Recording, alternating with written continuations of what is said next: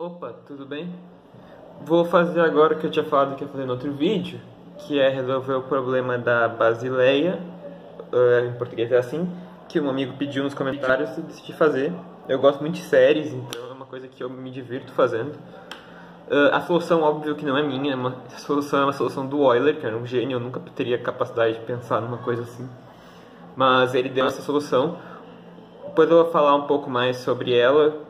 Tipo, vai aparecer, eu vou botar a imagem da questão pra vocês, mesmo que tenha escrito ali, eu vou botar. Depois eu vou falar um pouquinho sobre ela. Hoje ela não é considerada uma solução válida, mas na época foi, e é genial de qualquer maneira. Ele deu um pouco de sorte, mas realmente não deixa de ser genial a solução. E é que eu vou fazer. A solução atual que vale é por série de Fourier, uma delas, e daí envolve conceitos de cálculo 3 e 4, que teria que desenvolver como é que se desenvolve a função da série de Fourier, esse tipo de coisa. Só algumas coisas a ponderar. Esse aqui, então, ele é o problema da Basileia, é assim que é em português, se eu não me engano, posso estar errado, mas é Bessel Problem em inglês. Acho que o nome da pessoa que propôs é Bessel, uma coisa assim. Não tenho certeza. Mas eles são problemas muito clássicos e tem vários derivativos dele. Tu tem a soma dos cubos. Opa, tem isso aqui. Dos inversos dos cubos dos inteiros.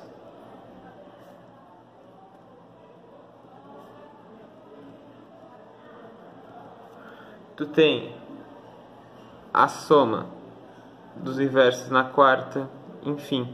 Tem muitos problemas derivados desse.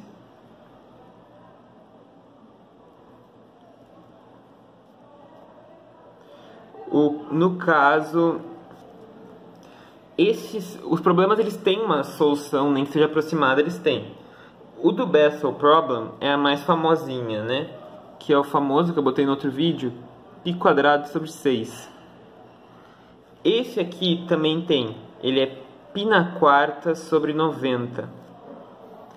Esse aqui, ele tem uma solução, que é, quando tu estuda função de Riemann, tu vai ter a função zeta de Riemann, que são as somas de inversos de inteiros, de números inteiros. Então, a função zeta de Riemann 3, quando 3, ele tem um valor, é aproximadamente 1,20 mais um monte de número. A questão dessa solução desse problema é que não se sabe até hoje se esse número, que é a solução, sabe-se que ele é irracional, isso é certo, ele é um número irracional, ele não é uma fração. Isso foi deduzido já, eu não lembro agora o nome, vou ficar devendo para vocês, eu posto nos comentários depois ali, o nome da pessoa que provou isso, que isso daqui não é isso aqui não é inteiro. Então a gente chama de P sobre Q com P e Q pertencente aos inteiros. Então isso aqui não é um racional. Entende? Essa é a definição de um número racional. Quando ele é uma divisão entre números inteiros. Ele pode ser escrito como uma divisão entre números inteiros que são irredutíveis. Ele não é um racional, isso é certo. Ele é um número irracional. Qual que é a questão em cima dele? Será que ele é um irracional transcendental?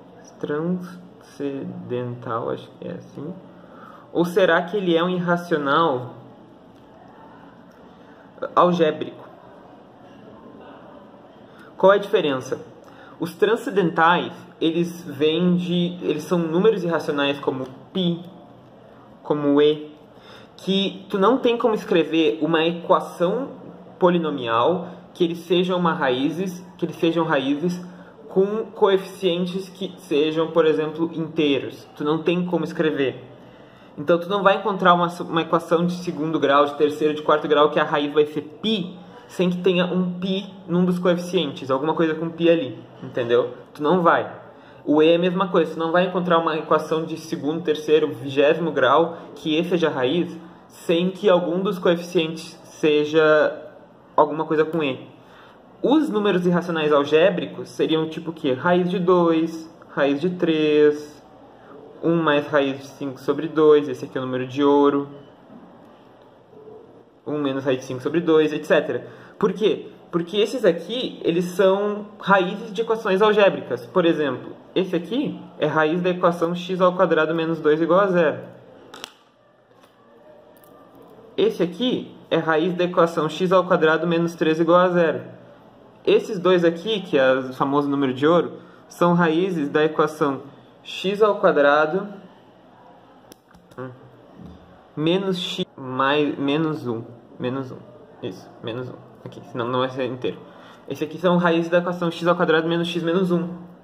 Então, esses números que são irracionais algébricos, eles são raízes de uma equação polinomial com números inteiros.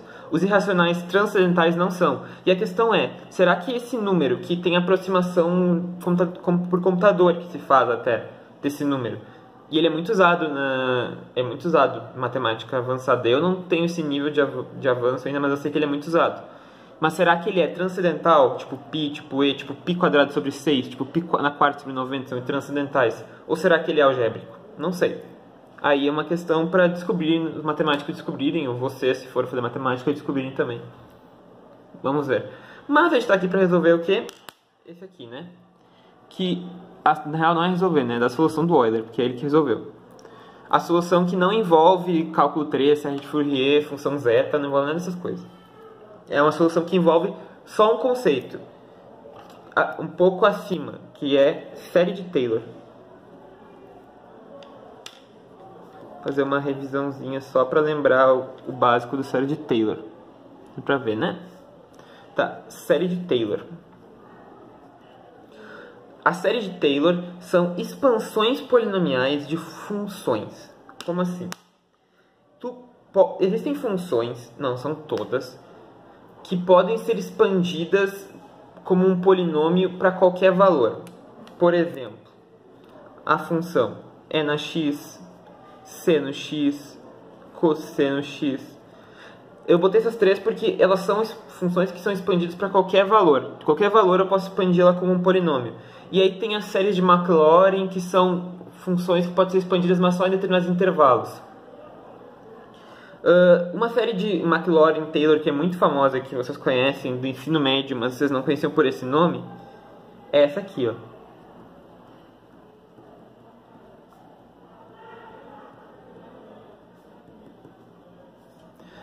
A soma do 1 mais x quadrado mais x ao cubo, a soma do polinômio com todos os coeficientes igual a 1 é um polinômio, né? Até o infinito. Então esse aqui é o somatório com n igual a 1 até infinito de x.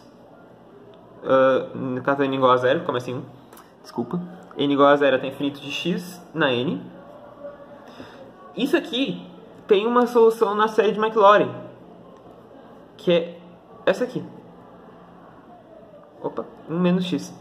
Só que isso aqui tem um intervalo, que é de menos 1 menor ou igual a x, menor ou igual a 1. Só vale para isso. Se for 2, x for 2, 3, não vale mais, porque ela nem converge daí. Isso aqui lembra alguma coisa? Só dá uma pensada. Isso aqui lembra alguma coisa? Porque isso aqui vocês veem no ensino médio. Todo mundo vê no ensino médio isso aqui. Isso aqui é a soma de uma PG. Ó, isso aqui não é uma PG de razão x? Então como é que é a soma da PG?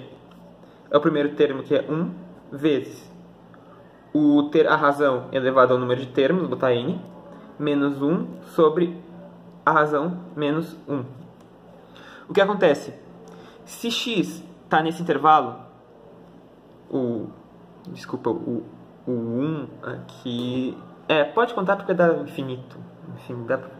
não entra. Não coloca. Não coloca que não dá certo, é maior só. Tá, desculpa aqui o erro. Se o x está nesse intervalo, então o x é uma fração, tipo 1/2, 1/3, 2/5, números assim, né, que estão menores que 1, pode ser negativo também, menos 1/4, etc. Nesses casos, quando n tende a um número muito grande, tende a infinito, se eu elevo uma fração, tipo 1/2, eu elevo muitas vezes, ela tende a 0. É fácil de notar, né? Ó, 1/2, se eu levar ao quadrado é 1/4, se eu levar ao cubo é 1/8, tá tendendo a 0, né? Se eu levar na quinta é 1 sobre 32, se eu levar na oitava é 1 sobre 256, dá pra ver, né? Ele vai tendendo a 0. Então, quando o n for tender a infinito, esse termo aqui em x, ele vai para zero. É um limite, né? Que é a famosa soma da PG infinita, que vai ficar 1 sobre 1 menos x. Então, a série de Maclaurin, que é essa aqui, ó, ela não é nada mais nada menos que a soma da PG infinita. É uma série de Maclaurin que tu vê no ensino médio, mas tu não se liga, porque tu vê PG infinita no ensino médio, como resolver. E é uma série assim, tu não se liga que ela é de Maclaurin, mas ela é uma série de Maclaurin que tu já vê no ensino médio. No caso, a gente vai trabalhar com ela, e essa aqui tem um raio de convergência, a gente vai trabalhar com uma série que não tem raio de convergência, que é no caso do seno. A gente vai trabalhar com a do seno de x.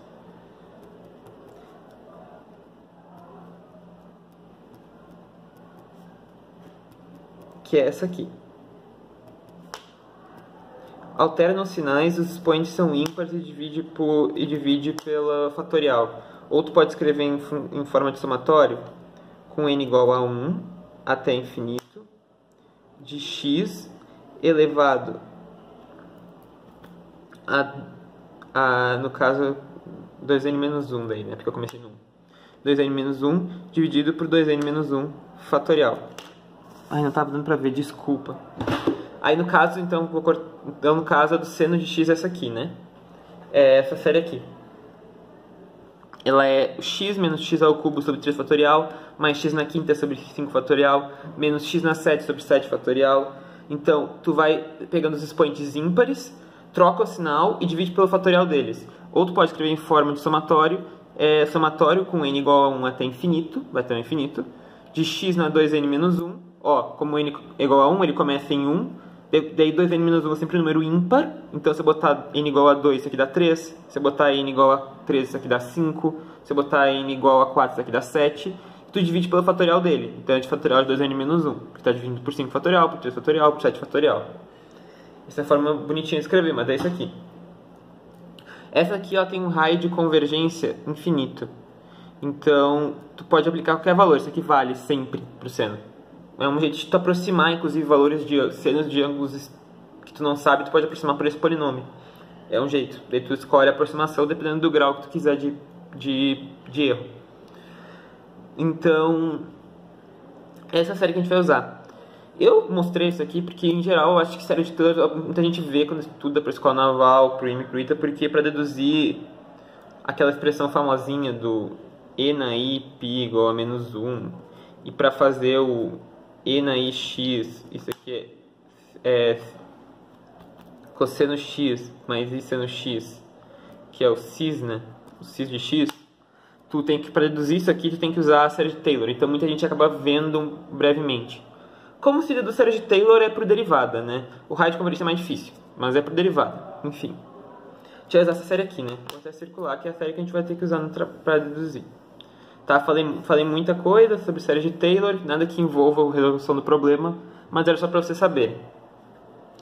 Tá, então, com isso aqui na cabeça, não vou deduzir a série do seno, pode olhar, depois posso fazer um outro vídeo, se quiserem, dedução de série de Taylor. Mas vamos pro problema então, efetivamente.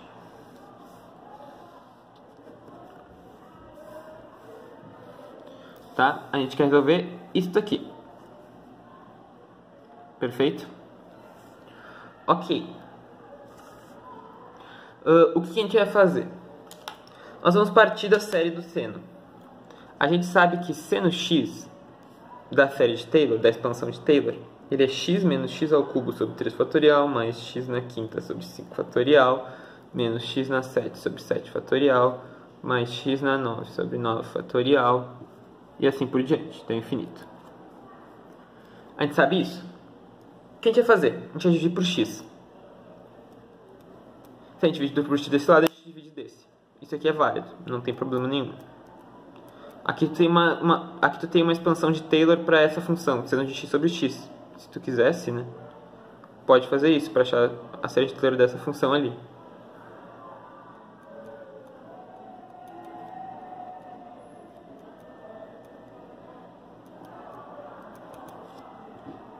Tá? Isso aqui é 4.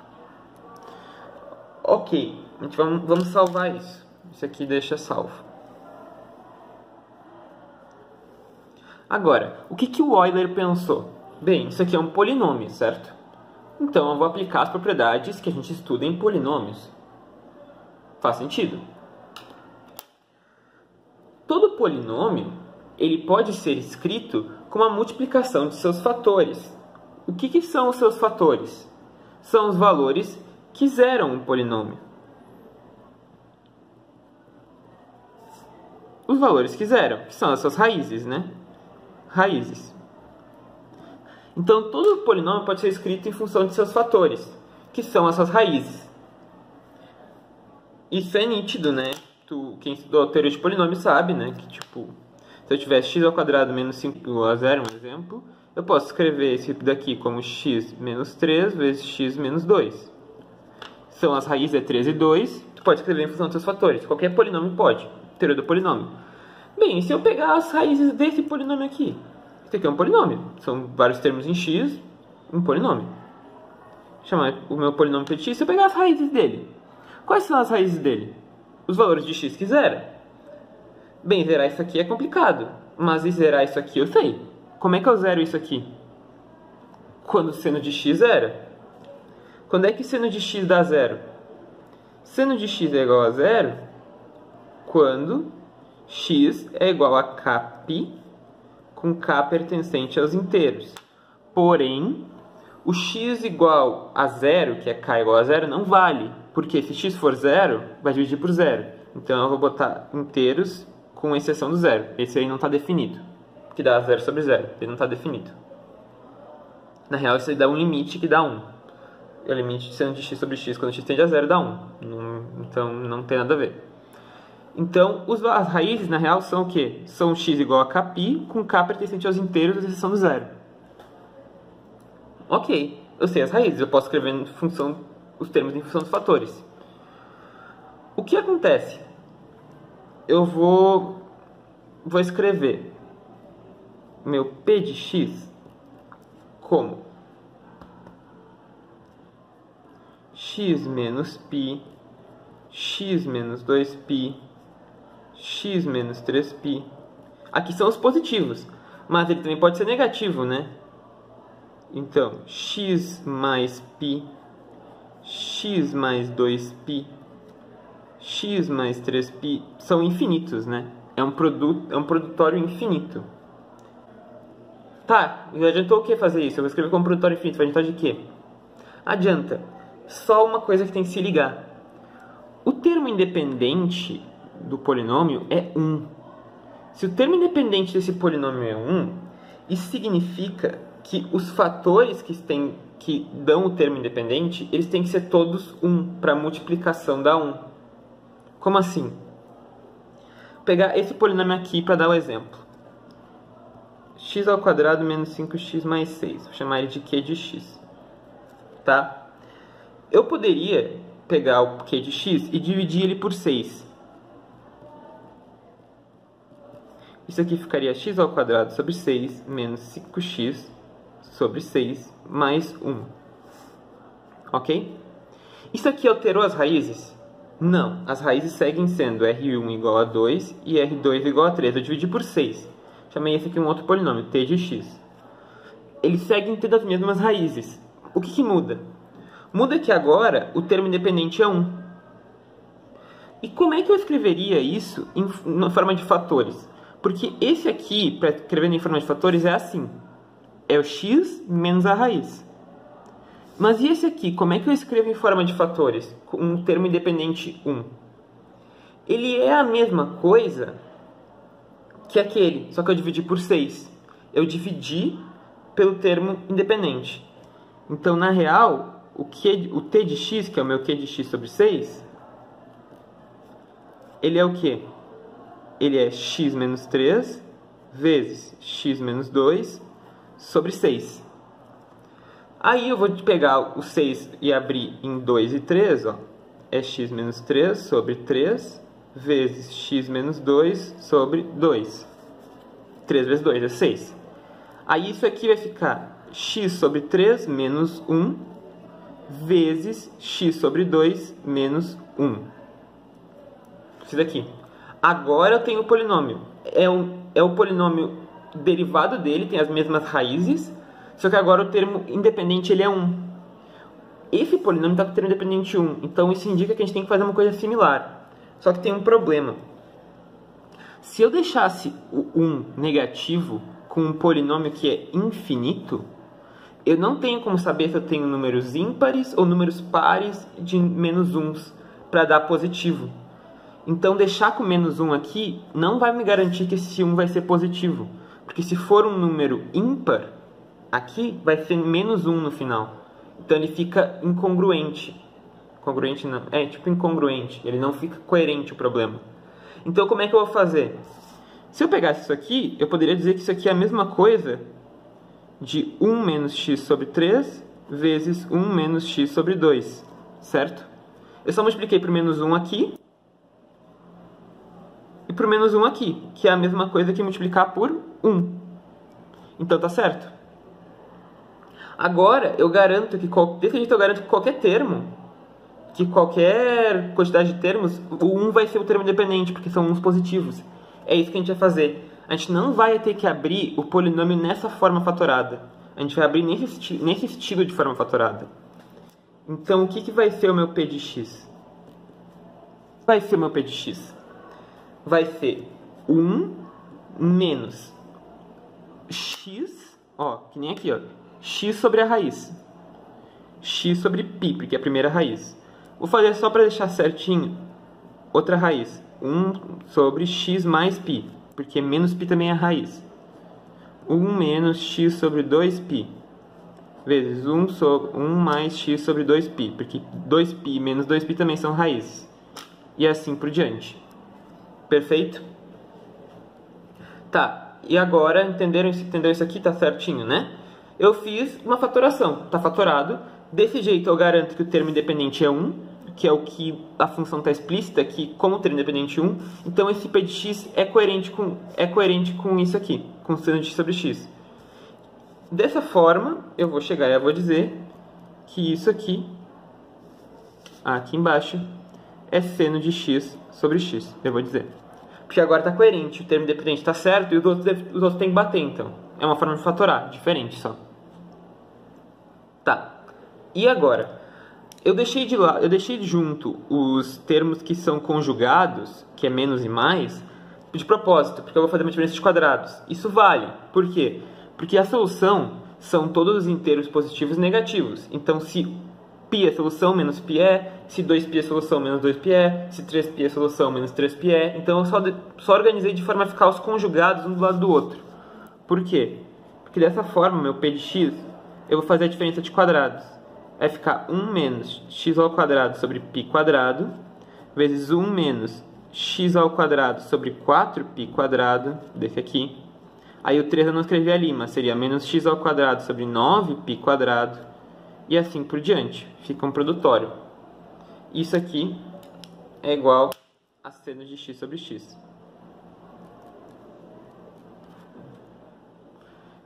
Perfeito. E agora? Agora a gente vai virar a folha. Só dá pra ver, né? Porque não tem mais espaço aqui. Vamos virar a folha, né? Isso aqui. Nós tinha que nosso seno de x sobre x, ele estava igual ao quê? A 1 menos x ao quadrado sobre π quadrado, vezes 1 menos x ao quadrado sobre 4π quadrado, 1 menos x quadrado sobre 9π quadrado, e assim por diante. Para mostrar para vocês uma notação mais bonitinha, isso aqui tu pode escrever como produtório. Não sei se vocês já viram falar disso. Somatório é muito comum, né? Agora, produtório é menos, mas existe também. É um π maiúsculo. Aí vai... O que é o produtório são infinitos produtos, que nem a soma. A soma são infinitos termos somando. O produtório são infinitos produtos sendo multiplicados, que é o que está acontecendo aqui, ó. Esse até o infinito. Então eu posso escrever em forma de um produtório. Seria o quê? 1 menos x ao quadrado sobre n quadrado π quadrado. Esse é o produtório. Aí o n começa como 1 até infinito. Isso é um jeito bonitinho de escrever isso aqui. No caso não precisa, né? Só para mostrar um jeito bonitinho dá para escrever assim como produtório. Também existe esse conceito. Pode aparecer, não é uma coisa tão fora, mas existe. Tá. Tendo isso aqui. E agora, José? Bem, o que a gente vai pensar? A gente tem, lá de trás, eu não vou voltar ali na folha, mas lá de trás, a gente tem que seno x sobre x também é igual a 1 menos x ao quadrado sobre 3 fatorial mais x na quarta sobre 5 fatorial menos x na sexta sobre 7 fatorial mais etc. A gente tem isso aqui também. O que a gente vai fazer? A gente vai fazer uma identidade polinomial. A gente vai igualar os coeficientes dos polinômios, porque eles são a mesma coisa. Então todos os coeficientes têm que ser igual. O 1 é igual, a gente vai igualar o quê? O coeficiente de x quadrado. Como é que a gente vai fazer isso? Aqui o coeficiente de x quadrado é fácil, né? Está indicado, é 1 sobre 3 fatorial. E aqui em cima? A gente vai ter que achar os coeficientes de x quadrado. Então a gente vai ter que pegar todas as multiplicações que dão x quadrado. Como é que faz isso? Isso é um problema de combinatória, né? Observa, como x quadrado é um termo único, como é que eu vou conseguir x quadrado nessa expansão? Se eu multiplicar por 1 todas as vezes, né? Eu vou ter esse x quadrado aqui, eu multiplico por 1 aqui, eu multiplico por 1 aqui, eu multiplico por 1 depois. Esse aqui eu multiplico por 1 aqui, eu multiplico por 1 aqui, multiplico por 1 depois. Então, o termo x quadrado, eles vêm das multiplicações por termos 1. De forma que o termo em x quadrado dessa expansão, o termo em x quadrado de seno x sobre x, vai ser, quando eu multiplicar isso aqui tudo por 1, vai ficar menos x quadrado sobre π quadrado. Quando eu multiplicar tudo isso aqui por 1 aqui, por 1 aqui, daí vai ter outros termos aqui também, né? Vai ter 1 menos x quadrado sobre 16π quadrado. Vai multiplicar pelo 1. Então vai ficar menos x quadrado sobre 4π quadrado, vai ser tudo multiplicado por 1. Depois x quadrado sobre 9π quadrado. Entenderam? Porque se o x quadrado multiplicasse por um outro termo com x quadrado, o polinômio já seria de x na quarta. Se multiplicasse por dois termos aqui, já seria x na sexta. Então, o único jeito de tu conseguir fatores que são x quadrado nessa expansão é se tu multiplicar eles por 1. Em todos os casos. Tu pega o termo em x quadrado e multiplica por 1. Só que tu tem que fazer de todos, separados. Primeiro desse, depois desse, depois desse, depois desse até o infinito. Então, na real, tu vai ficar com isso aqui. Até o infinito. Bota o x quadrado em evidência. Tu tem menos 1 sobre π quadrado, menos 1 sobre 4π quadrado, menos 1 sobre 9π quadrado, menos etc. Tá? Eu não sei se isso aqui ficou muito claro, então eu vou fazer um caso menorzinho só para deixar, para ficar claro mesmo. Se fosse, por exemplo, 1 menos x quadrado sobre 3 vezes 1 menos x quadrado sobre 6 vezes 1 menos x quadrado sobre 9, tá? E eu quiser os termos em x quadrado, eu quiser o coeficiente do termo em x quadrado. Tu pode expandir todo ele, ou tu pode se ligar que os x quadrados só ocorrem quando tu multiplica cada x quadrado pelo 1. Porque se eu multiplicar por um outro x quadrado dá x na quarta. Se eu multiplicar duas vezes dá x na sexta. Então, como é que vai ser o termo em x quadrado? Vai ser menos x quadrado sobre 3 vezes 1. Vai ser menos x quadrado sobre 6 vezes 1 vezes 1. E vai ser menos x quadrado sobre 9. Isso aqui dá para dividir por 18, né? Aí fica menos 6x quadrado, menos 3x quadrado, menos 2x quadrado. No caso, isso aqui dá menos 9 menos 11x quadrado sobre 18.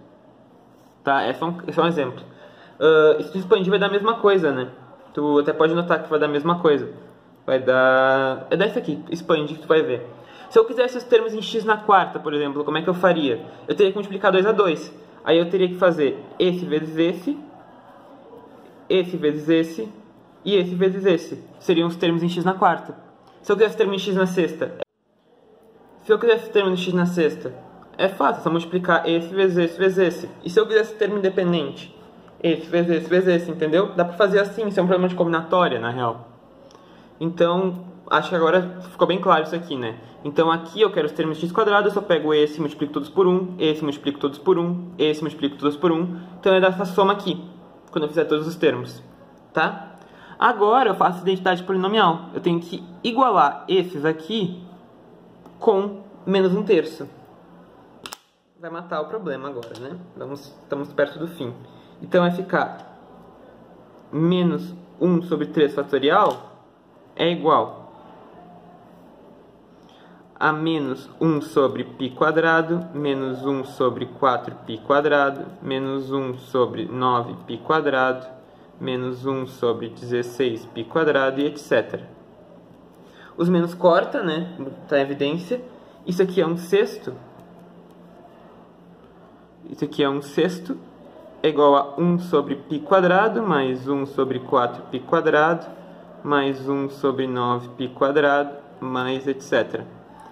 O π² pode ir em evidência, e no fim tu vai ficar com 1/6 igual a 1 sobre π² vezes 1 sobre 1 ao quadrado, mais 1 sobre 4, mais 1 sobre 9, aí, mais 1 sobre 16, mais etc. O π² passa lá, e a gente fica com o quê? 1 sobre 1, mais 1 sobre 4, mais 1 sobre 9, mais 1 sobre 16, é igual a π² sobre 6. O π² passando para cá, né? É isso. Aqui a gente acabou de mostrar a dedução do Euler do problema da Basileia. Como deu para ver, a solução ela não pede cálculo acima de série de Fourier. A única coisa que tem que saber é série de Fourier e conceitos de polinômio. Esses conceitos de utilizar a combinatória para achar coeficientes, eles podem cair. Já caiu na AFA, inclusive. Não só caiu no IMITA, já caiu na AFA. Então pode cair esse tipo de conceito, não é nada absurdo, é combinatória. É difícil, claro que é difícil, mas para esse concurso é difícil, mas pode cair. E não envolve conceitos de cálculo avançado. A dedução do Euler é genial. Por que ela não deu certo? Só agora eu vou explicar. Por que não funcionou? Não é que não funcionou. Por que hoje não é aceita? Porque hoje se sabe que quando tu tem esse tipo de expansão aqui, ó,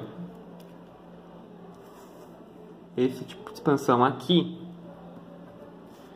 que ela é uma soma infinita de polinômios, de termos polinomiais, tu não pode aplicar regras de polinômios para ela. No caso dessa função específica, vale. Por isso que o Euler deu sorte. A função seno de x sobre x vale aplicar as propriedades polinomiais. Mas, em geral, polinômios em geral não, mas grande parte dos polinômios que são infinitos, tu não vale aplicar as propriedades do polinômio de produto, de soma, de girar, produto de girar, soma de Newton, isso não vale. No caso, isso aqui vale. Por isso que deu certo. De qualquer jeito, não tira o mérito do Euler, porque ele viu uma coisa sensacional para conseguir deduzir. Hoje não é um jeito que é rigorosamente correto, mas é muito bonita essa solução mesmo assim. E chega na resposta. Não nega, tá ali, né, a resposta. Então, com isso é isto. Se gostou, curte, comenta, compartilha, marca o sininho ali para receber vídeo quando vier vídeo novo. Eu fiz isso daqui porque pediu, eu gosto muito de séries. Um amigo no comentário pediu, mas eu gosto muito de séries, eu gosto muito mesmo. Então eu decidi fazer. É uma solução, é uma coisa muito linda isso aqui, eu acho, pelo menos. Então é isto. Até o próximo vídeo e um abraço.